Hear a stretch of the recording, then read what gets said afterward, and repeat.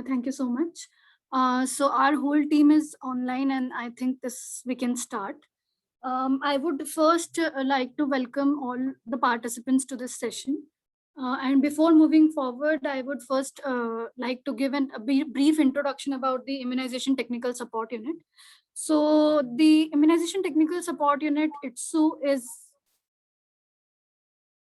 is currently managed by JSI, but this is a strategic think tank uh, who is supporting Ministry of Health and Family Welfare, Government of India, and providing the technical support to ministry in strengthening the routine immunization program in our country. As a part of this technical support unit and being a strategic think tank, we are also supporting right now ministry in the management of COVID-19, as well as we are supporting them in the introduction and the rollout of vaccination in the country. And this session is all about the kind of support which ITSU is providing and the various efforts undertaken by government for COVID-19 vaccination rollout in the country. Moving forward, I have with me our senior management team from ITSU, who will be taking the following sessions, and they'll be talking about different areas. Will be talking about the planning, how the planning has been initiated, the actual implementation on ground, and various AFI and communication strategies that has been undertaken as a part of the vaccination rollout in India. To begin with, I would now hand over to Dr. Preetu Dalaria, who is our Technical Director Immunization, for a brief introduction and setting of the context for today's session. Hi, good afternoon, good evening, good morning to everyone. This is Dr. Preetu Dalaria. I am the Director for Immunization Technical Support Unit, Ministry of Health and Family Welfare, Government of India. So, thank you very much for giving us an opportunity to talk about the rollout of COVID-19 vaccination in India. So, I will talk about the kind of in India. We know that the India population is about 1.3 billion. And since the beginning of this pandemic, we have around 12 million confirmed COVID-19 cases and over 0.16 million deaths till now. During this pandemic, Government of India has started thinking of vaccination right from the last quarter of last year, where the ICMR, which is the highest research body, government body in India, in collaboration with two Indian manufacturers. One is the Bharat Biotech, which is producing the Covaxin for the COVID-19, and another is the Serum Institute of India, which is supplying us the Covishield vaccine. So in collaboration with ICMR, they started developing the vaccine, and side by side, India started planning for the vaccination program to be rolled out. So since then, a very high level national expert group, that is NECVAC, was formed to guide all aspects of COVID-19 vaccination in India. And in support from the ITSU, where we are the secretary to the Ministry on Immunization, we are participating in this this planning and implementation of vaccination right from the beginning. So a very high level coordination committee was formed at the national level and the state and district level to make sure that the preparation is on. And we spent the last quarter of the last year in preparing us for the rollout of the vaccination program. So as we found that that these two vaccines were in collaboration with ICMR are ready for the production, Government of India and the Drug Authority in India, that is the DCGI, the Director General of Drug in India, has given a permission for both the vaccine to be used in emergency. So that emergency use of this vaccine go ahead was given by ICMR during the first week of January. since then, and it was decided that the Covishield and the Covaxin will be used. But for the Covaxin, which is produced by the Bharat Biotech, since that point of time, the safety data was not very much available. So conditional approval was given for the use of Covaxin, and the government of India decided to roll out this vaccination with the immunization in a phase 3 trial mode. So these were some of the decisions which were taken, and then India has developed a wide platform, which is a digital platform for planning and implementation of the vaccination program, which has different modules, right from the registering of beneficiary, planning a session, and then and execution of the immunization program through this digital platform known as CoWIN. So this was developed during the last quarter of last year, and being a ITSU team has done a dry run of this and helped the agency which was developing it under the guidance from Government of India and UNDP. We have done the dry run, and this software was ready during the last week of December. So finally, it was decided to roll out the vaccine, and thus India launched its vaccination program from 16th of January, where the Honorable Prime Minister of India has inaugurated the vaccination program. So and the introduction of this vaccine in India was in a phasic manner. So first phase, we decided to vaccinate all our health workers, and then for the second phase, all frontline workers, that's like police, defense personnel, etc. And then in the third phase, the Government of India decided to vaccinate all 45 plus age group, where above 60 and 45 to 60 with comorbid were taken for vaccination in the phase 3. And currently we are having a phase 4, which is now open to all population above 45 years to get registered and get vaccinated. So initially it was 2 doses at the difference of 28 years, and then after that ICMR has given instruction that the second dose can be given after the gap of 6 to 8 weeks. So now we are into the 4th phase where the vaccination going on. My senior team is there to explain how the preparation were carried out and how India has planned the vaccination, and what is the current status of the vaccination that is going on.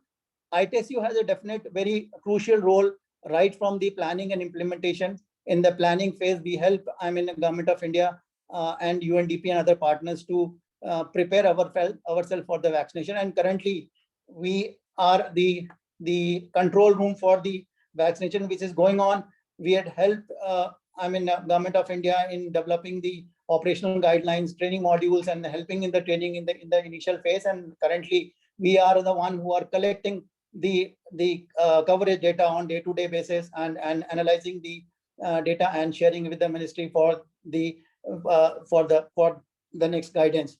So ITSU has a very unique role. We also house the National Adverse Event Following Immunization Secretariat, which is AFI Secretariat.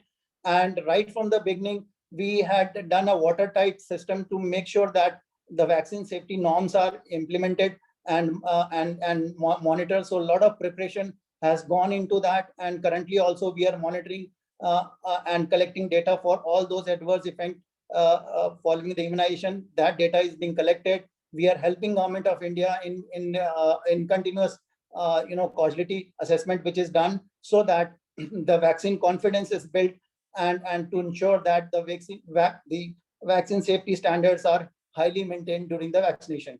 So this is the overall snapshot of what ITSU is currently doing. With this, I think I'll hand over to my senior team to take you through the different phases of the rollout of the vaccination program in India. Thank you.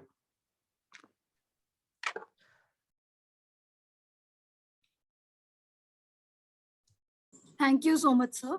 I would now request Dr. Prem Singh to take forward the slides. Dr. Prem Singh is currently working as a senior technical advisor with the National COVID Cell of Government of India. Yeah, thank you, Pova, and good afternoon, everyone. Currently, I'm working with Ministry of Health and Family Welfare in COVID vaccine cell. I'll go through the initial few slides, which is basically related to the background, the landscape, vaccine landscape, and how we prepare for the COVID-19 vaccination in India. So as you all know that WHO declared this COVID-19 as a pandemic on 11th March. And globally, there are 124 million confirmed cases with 2.7 million deaths. And India scenario, first case was reported on 30th Jan and first death reported on 12th March with 11.7 million confirmed cases as of now and 0.16 million deaths. Next slide. Next slide. Regarding vaccine development, globally, you know that globally there are preclinical development stage around 184 vaccines are there, and clinically it's 83. But in if we see in India, there are 7 vaccine candidates currently in the clinical testing, and if we see among these, 2 vaccines have been got emergency use authorization. These are 2 vaccines are Covishield and Covaxin. And one is Covishield by AstraZeneca and Serum Institute of India, and Covaxin with Bharat Biotech along with ICMR. So this is an emergency use authorization given by Drug Controller General of India. If we see both vaccines, one vaccine is recombinant COVID-19 vaccine using the viral vector protein, which is Covishield, and Covaxin is a whole killed virus, inactivated virus. And doses, initially both were 10, but now there are initially Covishield was 10 and Covaxin was 20. Now both are coming 10 doses vial. Shelf life is 6 months. Both are intramuscular injection given 0.5 ml doses in 2 doses with around 4 to 8 weeks apart. Currently, there is a guideline from Ministry of Health and Family Welfare to give Covishield around 6 to 8 weeks apart the second dose to give, and Covaxin is around 4 weeks apart. The temperature storage for both the vaccines are 2 to 8 degrees, and both are freeze sensitive. Next slide.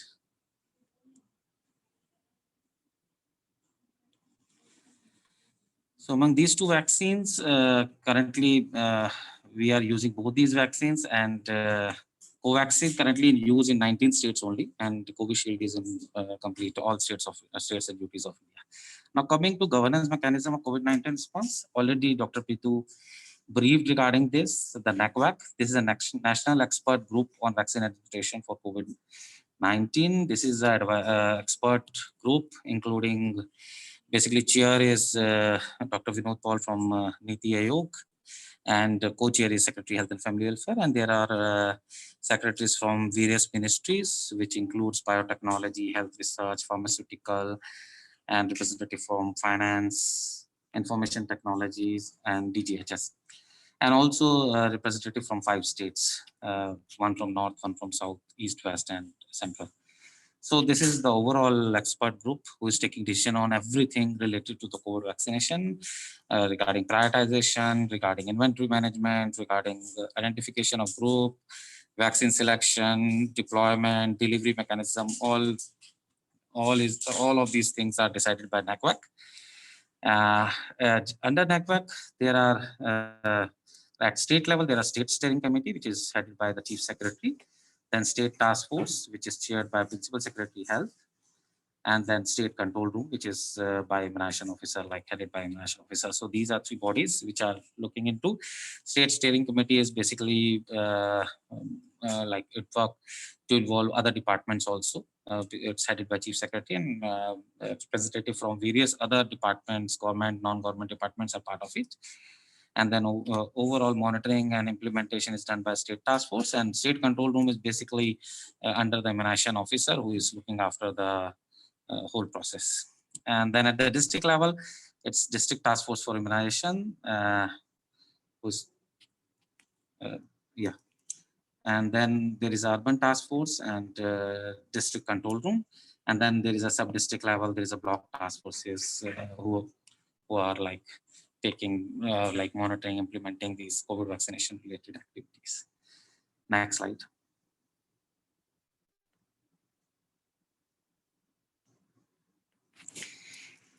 So regarding the phases, we started this vaccination, COVID vaccination in India on 16 Jan with phase 1 with covering healthcare worker, which is around 1 crore. And these basically, these are healthcare worker working in healthcare settings. Both government and private were like included in this, and we initiated in 16 January. Second dose is currently more than, I think, 86 lakhs of the healthcare worker are already immunized. In phase 2, we started with frontline worker. These workers are basically working armed forces, police, central police, state police department, then municipal worker, sanitary worker. All these workers are part of frontline worker, and it initiated from 2nd Feb 2021 onwards. Then phase 3 included basically citizen. These are high-risk population, which is initially it was greater than 60 years of age or 45 to 59 with comorbidities. So that was currently in now all the from 1st April onwards, all the person who are having age or more than 45 years of age are now part of this. So we are covering these 4 groups currently. Next. Next slide. I think that's all from my side. Thank you, Dr. Prem. We have with us now Dr. Gopal Soni. He's working as a team lead program implementation with ITSU. Over to you, sir.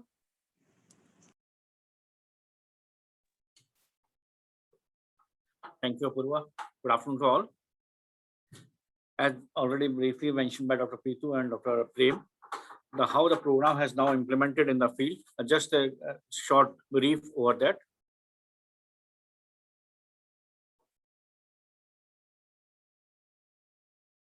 So the government of India has put lots of effort for the rollout of the vaccination program in the country.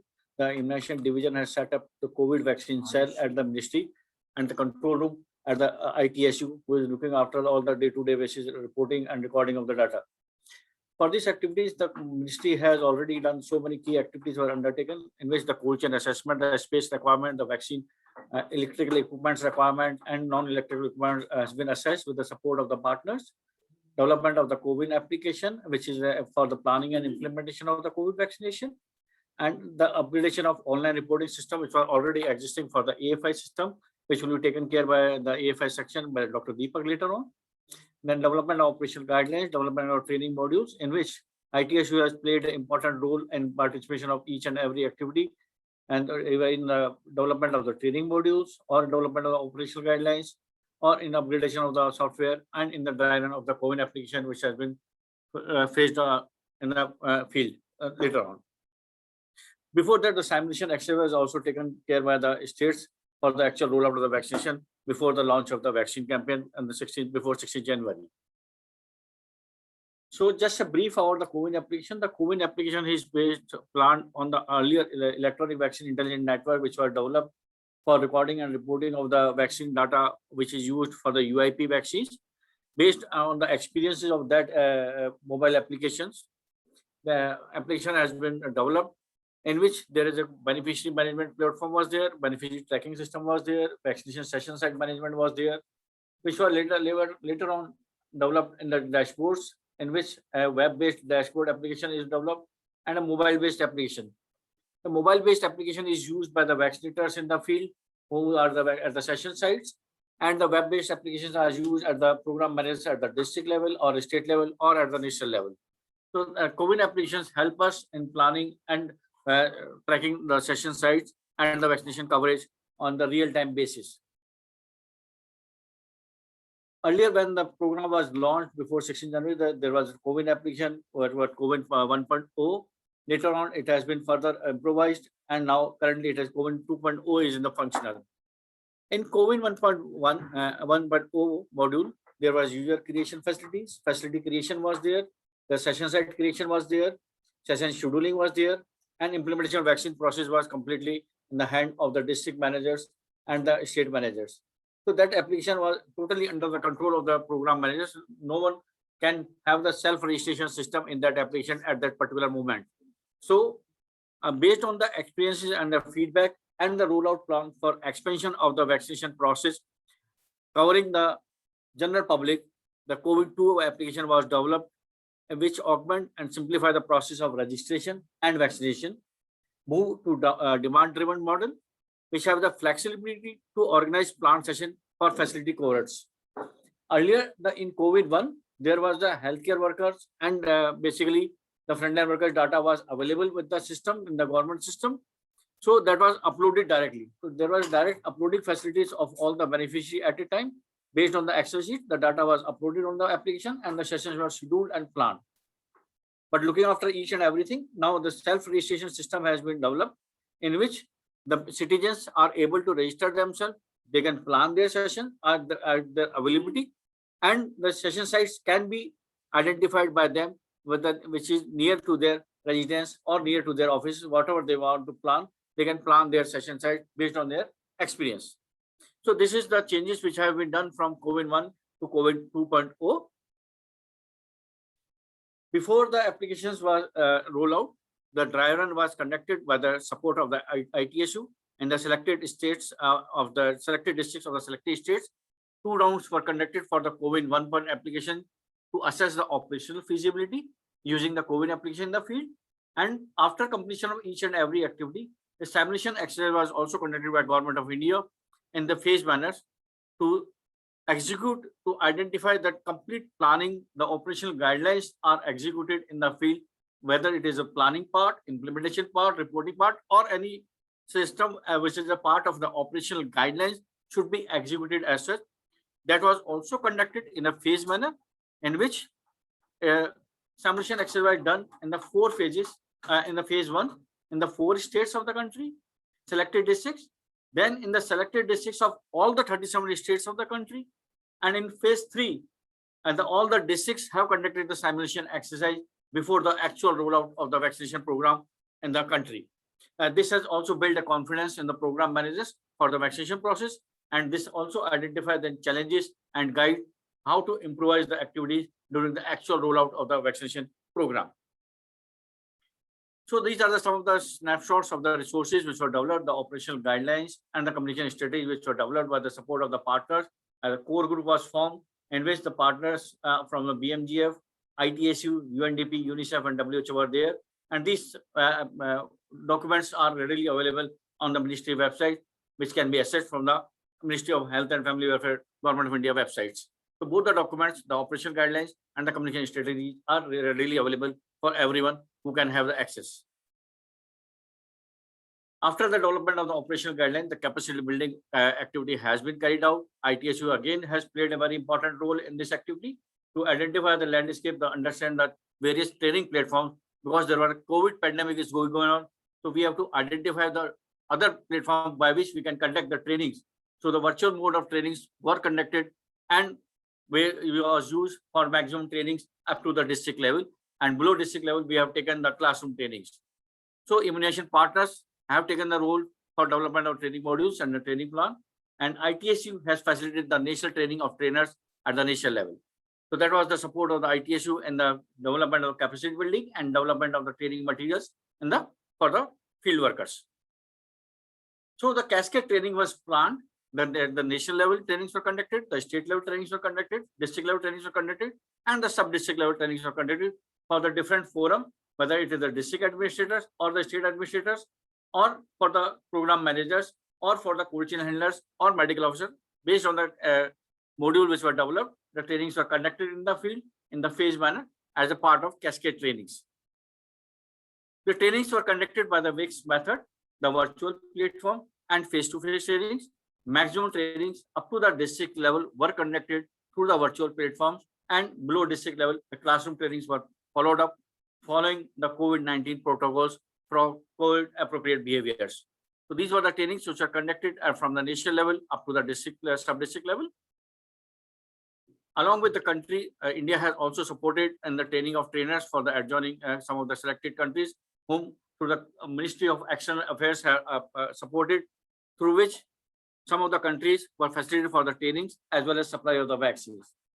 So as per the Ministry of External Affairs, India has supported 77 countries as of last week for the Made in India vaccine supplies so far, and nearly 60 million vaccine doses have been supplied from the country to other parts. And Ministry of External Affairs has also supplied nearly 8.5 million COVID vaccine doses to 38 countries free of cost from the country. So that is a support from the country to other parts of the other countries in the globe. So overall, the cumulative coverage, if you see, it is nearly 55 million doses we have already administered by the last week. And it is started, if you see in the bar, it was started from the 0.2 million doses were administered in the initial phases on an average. And now it is nearly 20 to 24 million doses we are expecting on a daily basis to the since we have started the citizens enrollment and their vaccination. So this is the increasing graph, what we are seeing for the day-to-day basis for the vaccination process, how it has worked and it has reached the achievement, what are the targets were there, and we are able to achieve those targets. Again, if you see the health worker wise graphs, the frontline worker doses, the 40 to 60 year population and over 60 years. If you just see within a 1 month time, we have nearly vaccinated 24 million vaccinations to the citizens above 60 years of the age group. So this is a very good achievement in a very short period of time. We have done so much vaccination in the elderly age group. If you just see the data of the other countries based on the data available, India ranks third in the position in the number of vaccination doses administered till 25th of the March, accounting for number of doses. It is not the number of persons who have been administered, but it is the number of doses which have been administered. So India positions the third in that graph. For the vaccination process, I'll just brief. There are some videos. I'll just run how the vaccination sites were identified and how the vaccination process has developed. I'll just. In this video, we will talk about. Is it audible to all? And all the important things you need to know on setting up a vaccination. Yes, you can hear. Will be administered at vaccination session sites that have already been identified and will be shared with vaccination teams in advance. The medical officer in charge and supervisors will ensure that the session site has a minimum risk of COVID-19 transmission. The cold chain point in charge will send 3 hard copies of list of beneficiaries and other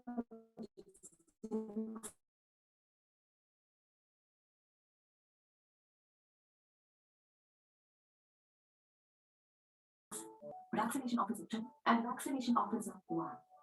As you can see, the vaccination session site looks almost like an election booth. There will be a number of staff here who will be responsible for different activities like checking eligibility of people who are getting vaccinated, managing the crowd on site, verifying the beneficiaries, vaccinator officer for administering COVID-19 vaccine, mobilizing beneficiaries and providing any other support. There are a number of probable sites that may be considered for vaccination, including hospitals or PHCs, schools, panchayat ghar, barat ghar, community halls, town halls, places where sufficient space is available. You may also have to plan for temporary shelters with tents, etc., if needed to maintain social distancing and adequate area for conducting the sequential activities. The ideal vaccination session site layout will look like this. If possible, there should be a separate entry and exit for the vaccination booth. Every vaccination session site should have 3 rooms or areas. First will be designated as waiting room, where beneficiaries will wait for their turn to get vaccinated. Second will be used as the vaccination room. Vaccination will happen. And the third will be the observation room, where beneficiaries will wait for half hour after getting vaccinated. All these rooms should ideally have 2 doors, 1 each for entry and exit. The beneficiaries should not crisscross their paths. This can be ensured by making arrow marks or footsteps for directional movement, along with circles, dongas, or 6 feet apart.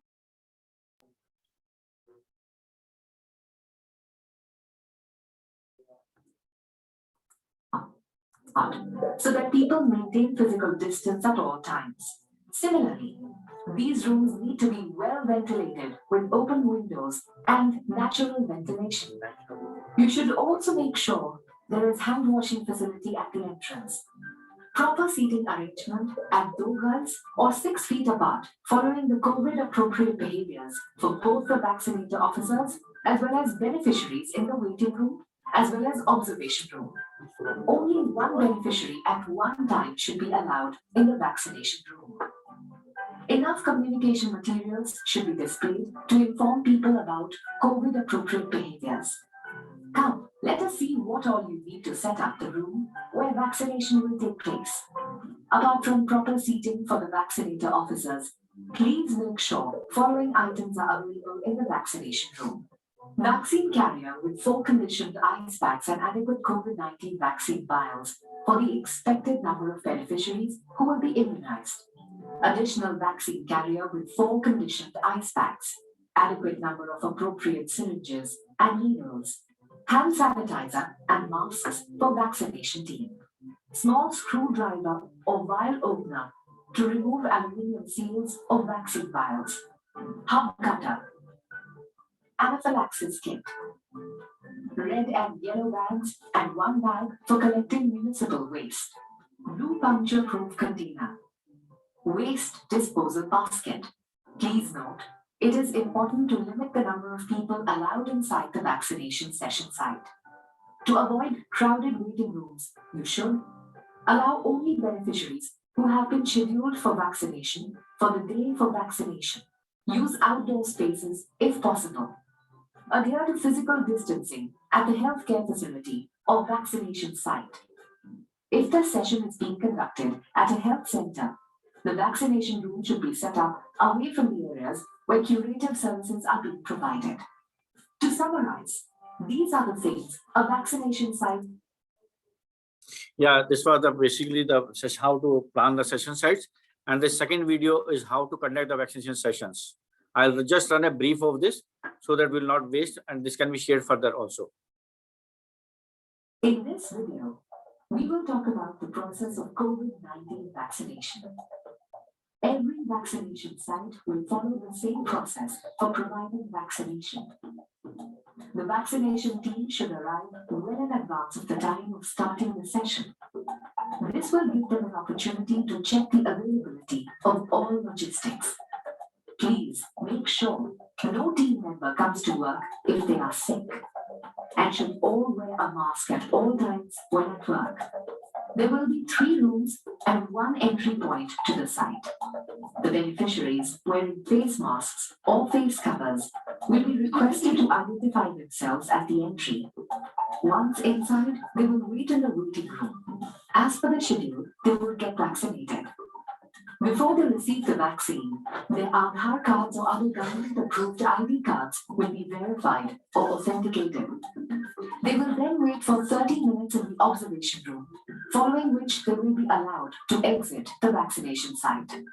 Come, now let us explore the roles and responsibilities of different personnel working at the vaccination site. Vaccination Officer 1 will be positioned at the entrance of the session site. He or she will be provided a list of beneficiaries registered for that day at the given vaccination site. Vaccination Officer 1 will ensure that pre-registered beneficiaries enter the site after washing or sanitizing their hands. The unregistered beneficiaries will be referred to the Vaccination Officer 4 for further guidance and counseling. In areas where cultural sensitivities like use of hijab by women are expected, separate enclosures may be prepared for identification of female beneficiaries, and a female volunteer should be deployed for the same. As stated, beneficiaries will be allowed only during the same day as informed to them through a text message on the registered mobile number to avoid crowding.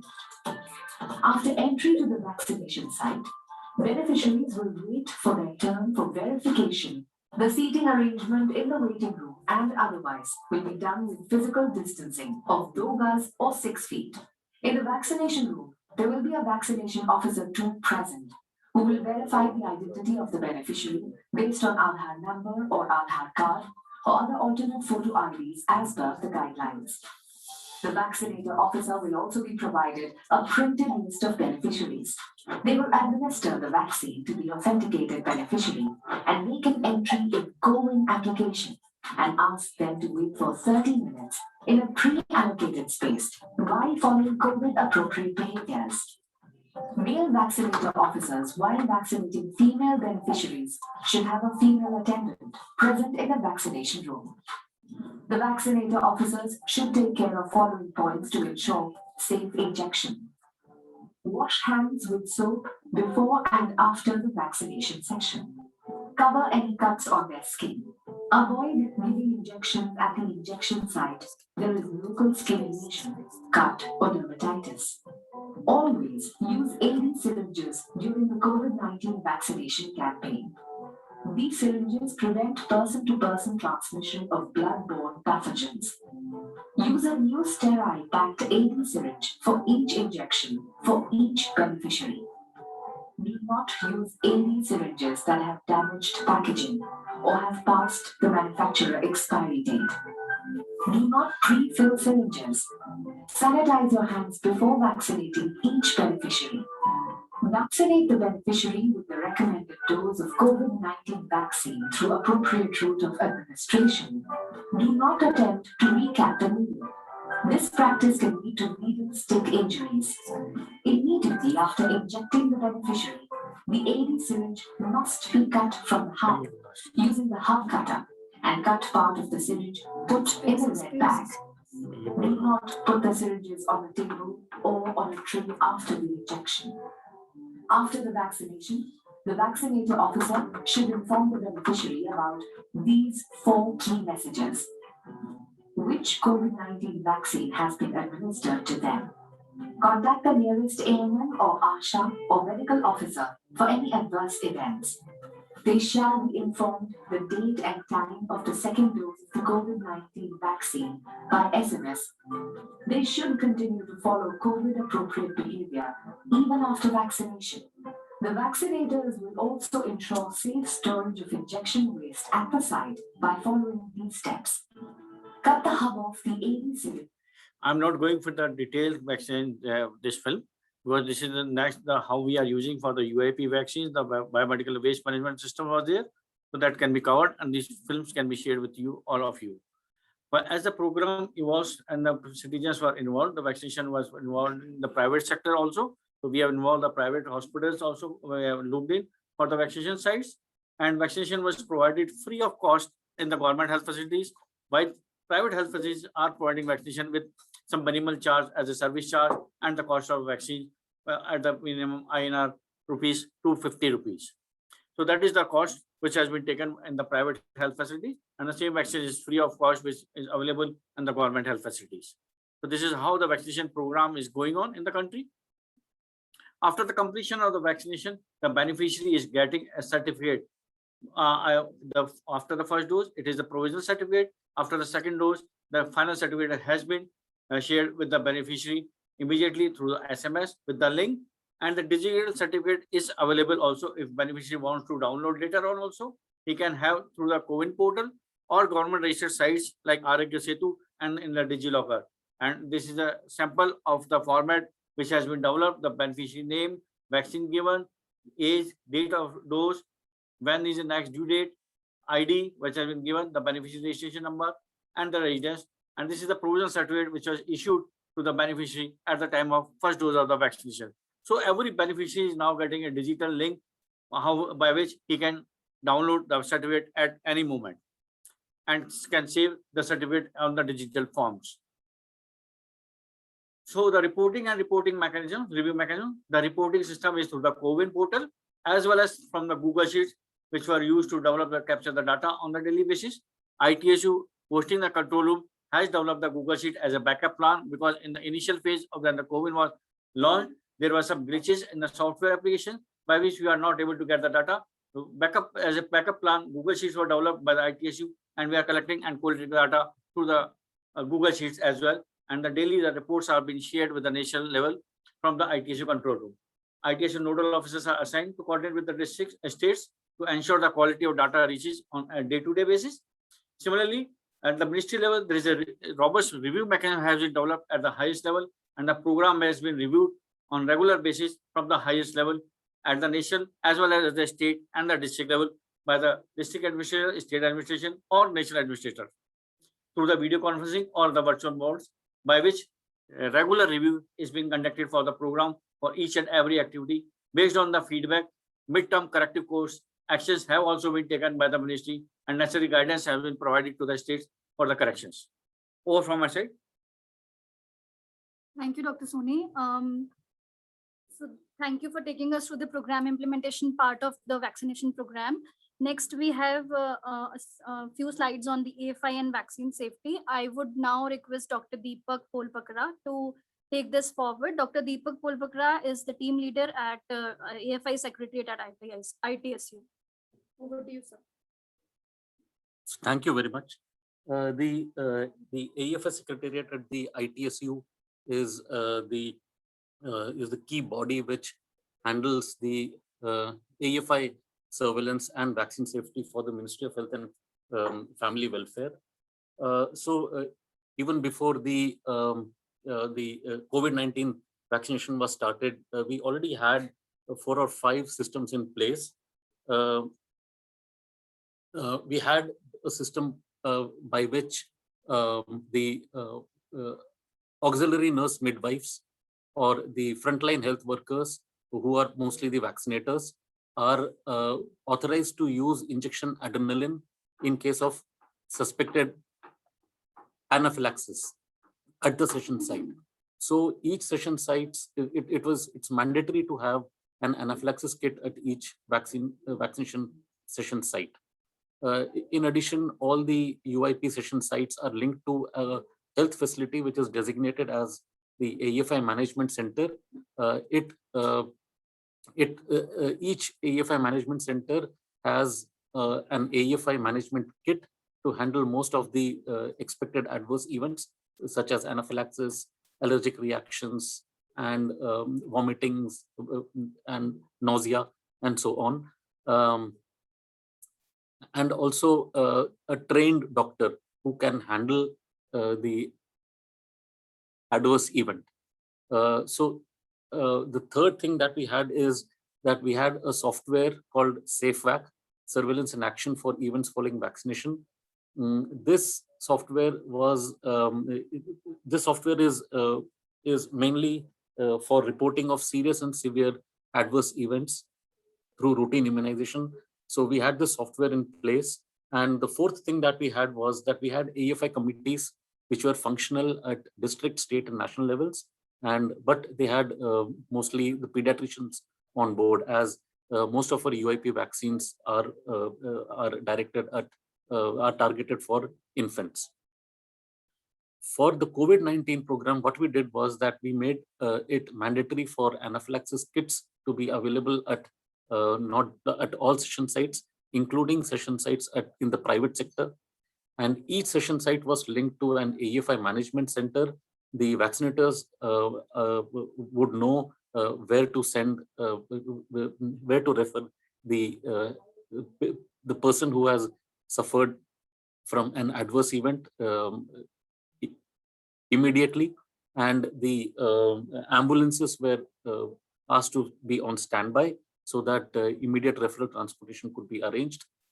In addition, what we did was that the CoWIN app, which already was tracking the beneficiaries, we added a feature to it by which vaccinators could report adverse events from the session site itself.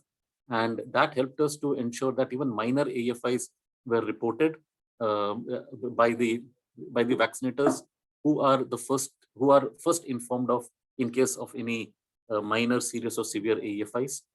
The district immunization officers were also given the responsibility to verify all the adverse events reported by the vaccinator, and if it was if these adverse events were serious or severe, then the district immunization officer could report it through the SafeVac.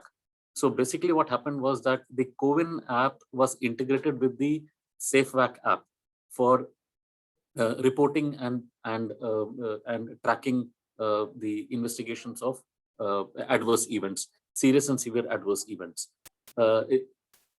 Finally, what we did was that the AFI committees, which are mostly pediatricians on board, we expanded them to include physicians, cardiologists, neurologists, because we were expecting a lot of adverse events related to myocardial heart problems or neurological problems, which are more in common in the adult population. And we also created special groups at the national level for expedited causality assessments. And most importantly, we took this opportunity to initiate the signal detection processes at the national level.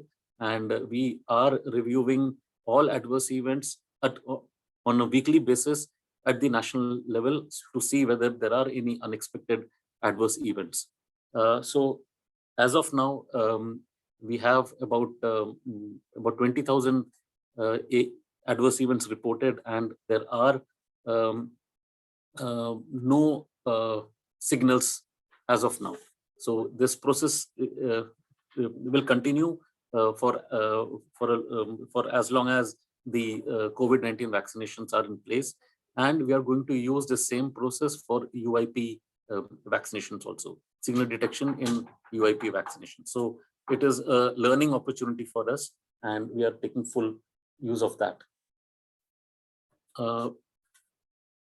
But to make sure that we really don't have any preventable adverse events, we are focusing a lot on safe injection practices at the session site.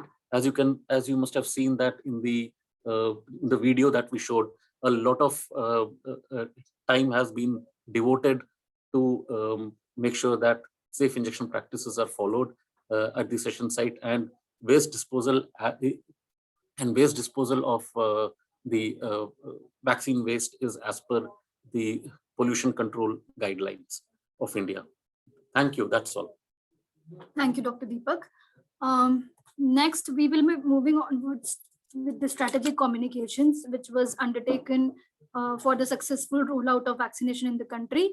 For this, I would request Mr. Ajay Kumar S. He is the team leader, strategic communications at ITSU. Over to you, Ajay. Thank you very much, Apurva. And it's wonderful to be with you to share India's experience in implementing the vaccine rollout, specifically the strategic communications part. If you have any questions regarding the strategic communications part, please put it in the chat box. Our team will be happy to reply. And of course, in future, if you have specific questions, you can email us as well. So as Dr. Soni in his presentation has clearly mentioned, that we had developed, India had developed a communication strategy for COVID vaccine rollout, and this is available on the website. The link has already been shared and it's available in the PPT as well. We would request you to go through this particular strategy and then take it ahead whenever in various economies and geographies where you would like to implement this.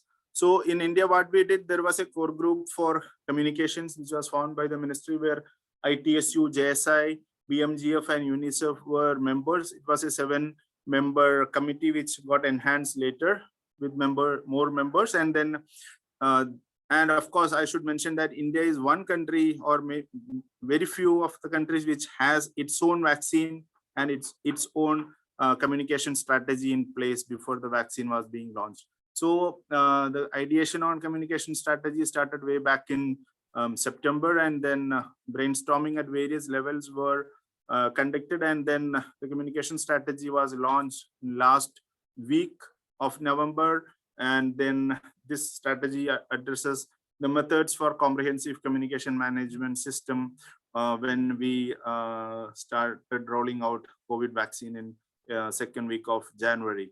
Regarding the media mix, India is a vast country with different economy, different level of economic status, different level of media consumption, and different level of diversity of social segments. So the strategy has successfully addressed those diversities and then has come up with the flexibility in media mix.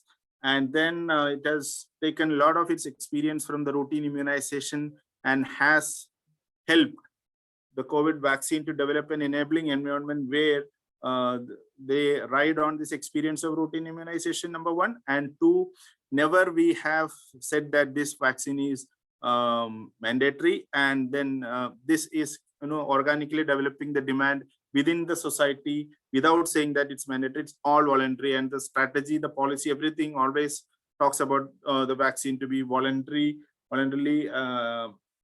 availed by each and every citizen in the country. So in tune with India's socio-economic culture and media consumption pattern, the communication strategy was designed, and this is being implemented.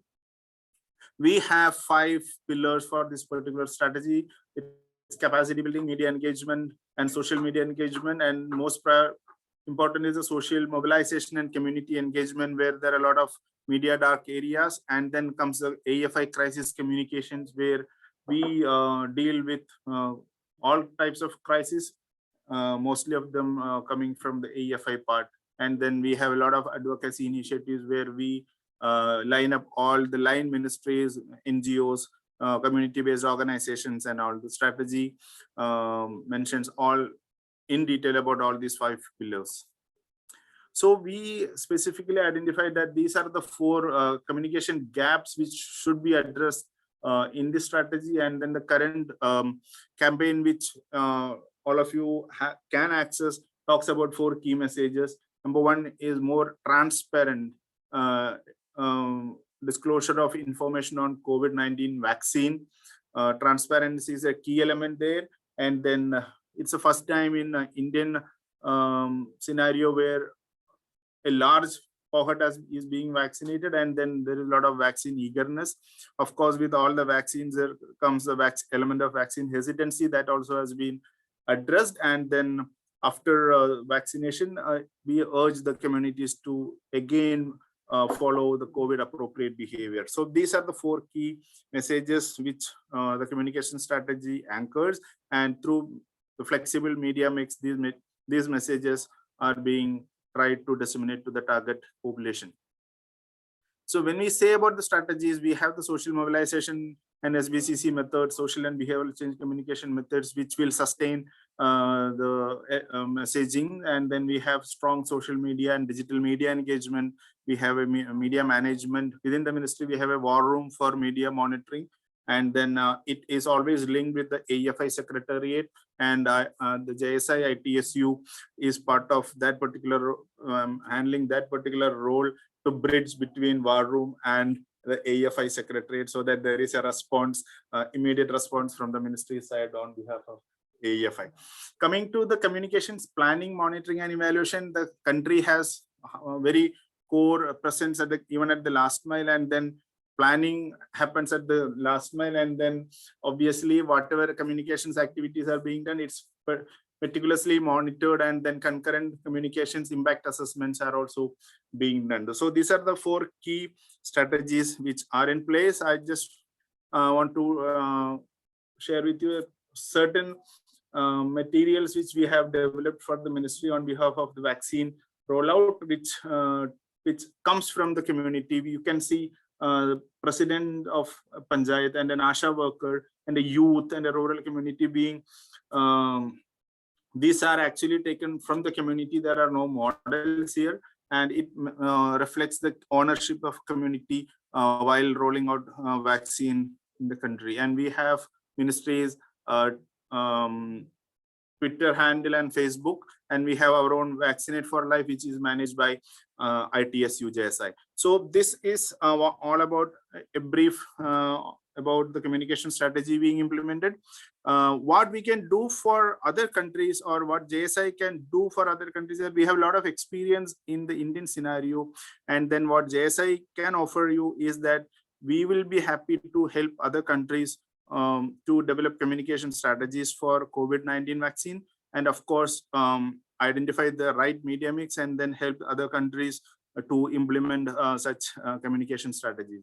We'll be happy to accept any questions either through chat box or through the upcoming Q&A session. It's over from me. Thank you very much.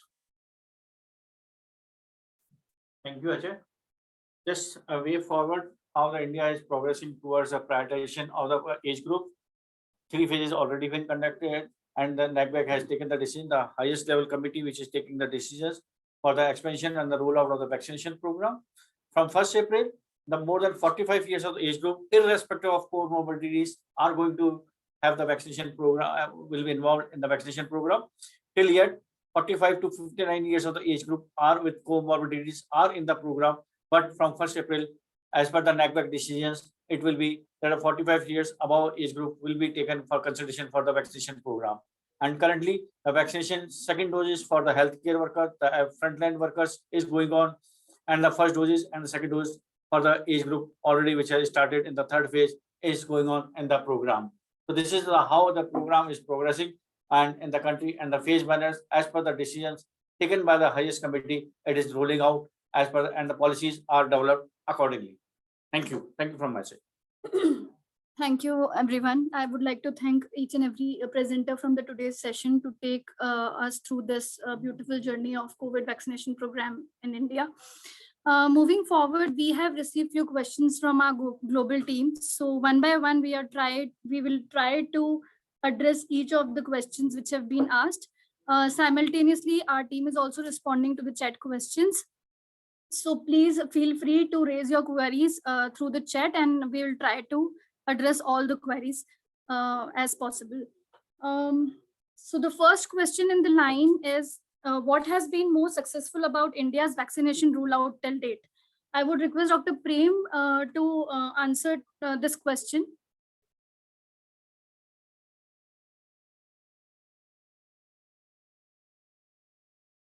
The chat question? No, sir. So we have been asked by the global team what has been the most successful what has been the most successful strategy of about India's vaccination rollout till date? Yeah, basically, what here we feel is that this, especially this COVID tool, if we see, this is like a game changer, because everything, the micro planning, the tracking of the beneficiaries, getting beneficiary getting the certificates, everything is done through this tool. Whether it's for healthcare worker, whether it's for frontline worker, or whether it's for citizens. So this is like the tool which is developed to do, which includes all the components of COVID vaccination, doing digitally. So like there was one chat question also related to the micro planning, if we see of the frontline worker and citizen. So if we see initially what we did for healthcare worker and frontline worker is that it was the bulk upload is done by the agencies of these frontline workers, organization of these frontline worker and healthcare workers. So the hospital in charge has done the bulk upload of all the benefit, all the healthcare worker working in their setting. Then similarly for frontline worker, the police, the Ministry of Home Affairs, Central Police, State Police, all the organizations, they collected the information and then they bulk uploaded the data into this. And then based on that data uploaded by the organization, the vaccination was done. In citizen, now it is basically more open, like any citizen can do the online registration. They can do both online and on site. So if they want, they can go to CoWIN app or a Arogya Setu app and they can register themselves. And if they are not very not able to use all this digital platform, then they can go on site, they can give their details, they can give their Aadhaar card and can get vaccinated there only. So it can be done, the registration can be done by the vaccination officer there, who is verifier and vaccination officer there. So it is done there. And also the tracking, because it's 2 doses vial, so it's very important that the person who has received the first dose should receive the second dose. So that tracking component was also done through this. And everyone who is like registered initially was getting SMS. Then if they are due for the next dose, then they are getting the SMS. They are getting the digital certificate. So SMS is going on with a link and they can download their digital certificate. So all that is done through this tool. So this is one of the game changer which we think like which really help the smooth running of COVID vaccination in India. So this is one of the things. The second thing is because it was initially very complex, because to cover the whole population and how to go, like how to select the priority group and all. Initially, like there was many group, immunization action group and all, but this NACVAC was Government of India decided to have an expert group who will decide on all these matters. So it is like this decided by the experts from various fields. It's not only from health field. They are from biotechnology, they are from finance, they are from foreign affairs, they are from technology. So many people were there, including the participation of states. So that group really helped a lot, and almost they are meeting every week on some or other issues. We are getting requests from various organizations, and these groups are sitting, they are deciding okay why they can take it or why they cannot take it, and then the decisions are taken by the NACVAC. So these two things are basically really supported a lot in COVID vaccination. And one more thing, I think the unique of this program was to, align the vaccine supply with the priority, prioritizing and deprioritizing the population. That was very unique, because we know that these manufacturer, both the manufacturer have limited supply of the vaccine. So the supply of the vaccine should match with the targeted population, and that's how to make sure that the seamless supply of the vaccination should happen, and no vaccination sites should run out of the vaccine, or state run out of the vaccine. So the supply chain was the management of supply chain was one of the very unique thing which is there, and that is what we have seen. The Government of India has aligned its vaccine supply from manufacturer till the vaccination site, so that it's streamlined according to the population which was prioritized or the deprioritized. Over. Yeah. Yes, sir, you're correct. And this is also done through this EVIN app, because you already know that there is electronic vaccine intelligence network, and there is already digitally, we know how many vaccines is available at which store, district store or state store and all. So this COVID vaccines details are also available at the national level, state level, district level. So based on that available information, the vaccines are distributed, and we can ensure that the optimal utilization of vaccine is done, and it is provided to the prioritized group. Thank you.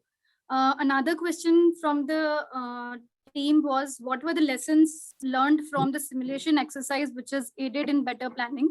And what unexpected issues has cropped up that may be useful for countries to be aware of as well? I would request Dr. Deepak to answer this question. The simulation exercise was, it was a graded exercise in which the number of districts and provinces and session sites were included in a phased manner from one session site in one urban area in one state to multiple session sites in multiple districts of all the states.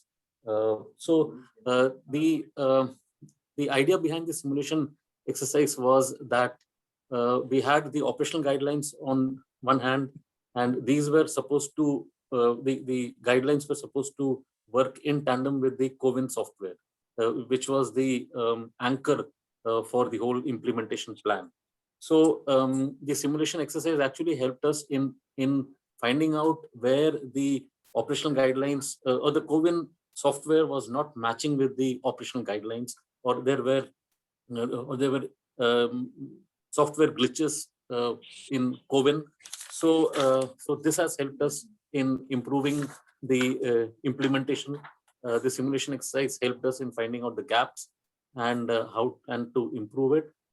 Some of the unexpected issues which cropped up were the mismatch in the area demarcation. The pin codes were not matching with the actual district district limits.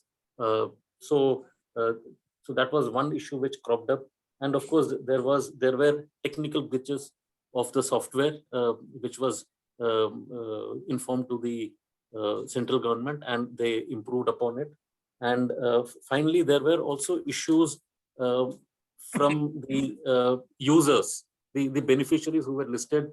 They were wary of why so much of personal information was being gathered, age, then mobile numbers, and this was something which had to be addressed, and it was done by the communication system, where they said that this is necessary so that you are informed of the time and location of the session sites, and also to download the certificate that you have received the vaccine.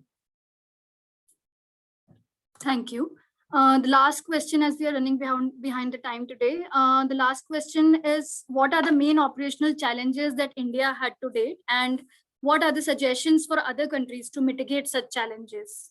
So I would request Dr. Soni to kindly respond to the question. Post this response, we will be closing our session with few more questions. If you have any questions, kindly write back to us, and we will try to respond to the same. Over to you, Dr. Soni. Thank you, everyone. So things have already been covered. The major operational challenges which have come across during the rollout of initial phase of the vaccine is the technical issues, glitches with the CoWIN application, which was developed for the first time to cover the large cohort, and addressing the vaccine hesitancies for the healthcare workers and frontline workers, and engagement of the private sectors. So these are some operational challenges which were being faced during the launch of the rollout of the vaccination program.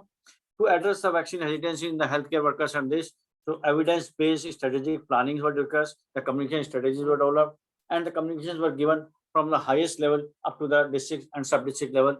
And the communication strategies have clear communication for each and everything. So the communication guidelines and communication system strategy has been in place to roll out the vaccination and to rule the vaccine hesitancy in the healthcare workers.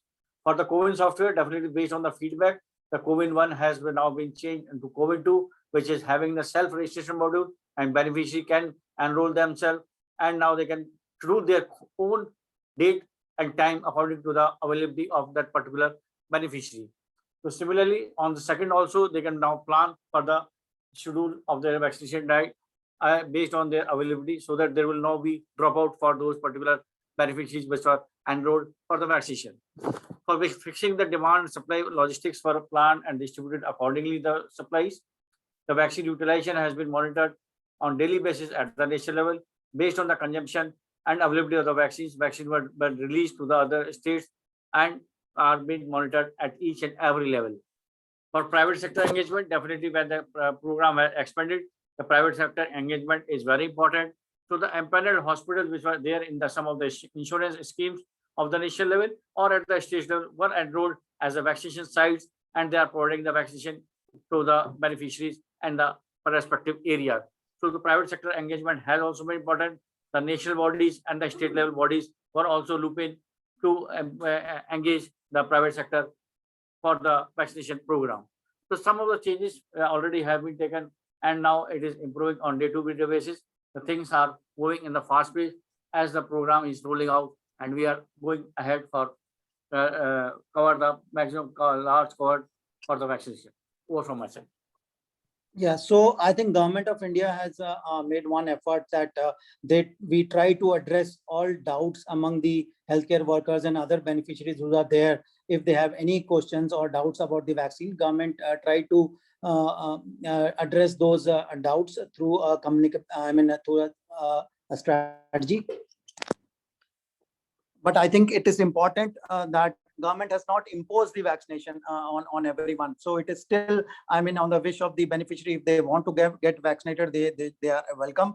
But vaccination was not imposed, whether it's any class of population which is there. Over.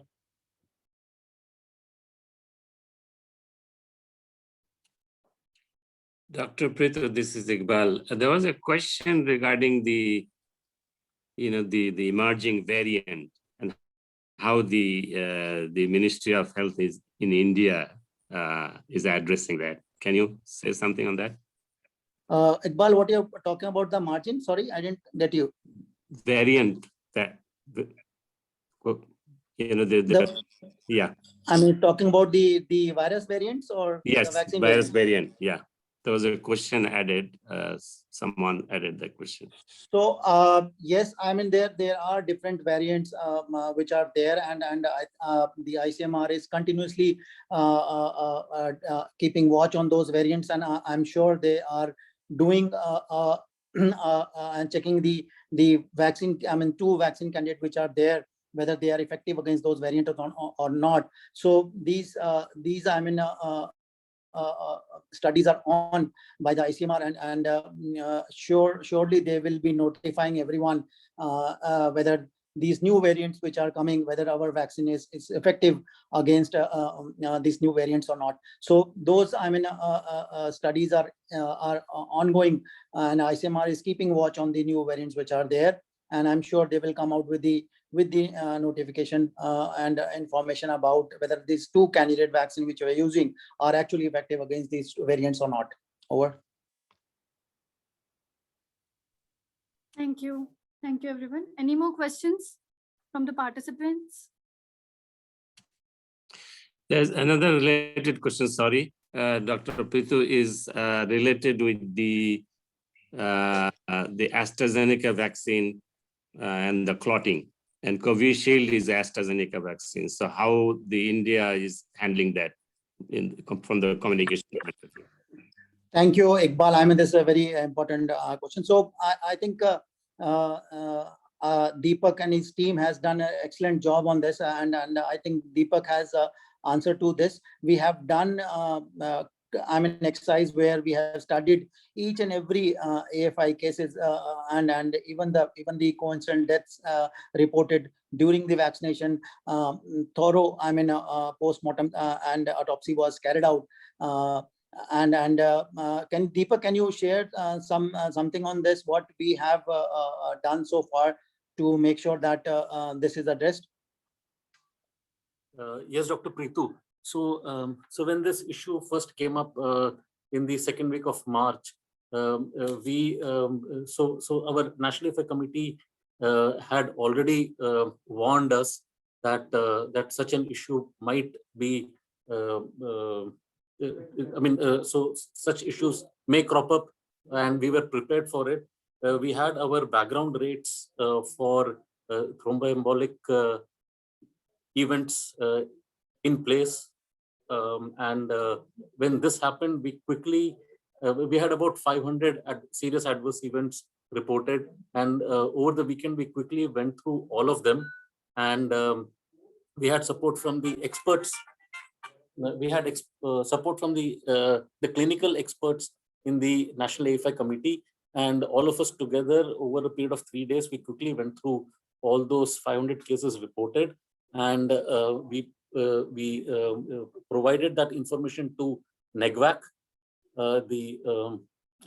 which is the umbrella body which takes decisions related to COVID-19 vaccination, and they were convinced that we did not have any excess reporting of thromboembolic events in India, and the reported events were well within the background rates. Background rates are where the rates of events when the vaccine is not there. So it was well within the background rates, and this was formally communicated by Dr. V.K. Paul, who is the head of the NEGVAC. And so from that high level, this message went out through, went to the the academics and the academicians and the beneficiaries and the media, and therefore we did not have any problems related to that in India. Thank you.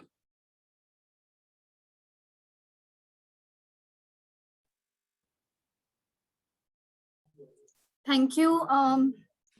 Do we have any more questions, or if required, you can mail us your queries and we will try to respond to the questions. I would like to thank all the participants for the patient listening. Thank you, everyone. We are closing the session for today. Thank you. Yeah, thanks Thank you, everyone. everyone. The presenter, excellent work. Excellent job. Thank you. Yeah, great. Thank you, Iqbal. Thank you, Very everyone. informative. Thank you so much. Thank you, Laura. also. Thank you so much. Thank you. Thank you.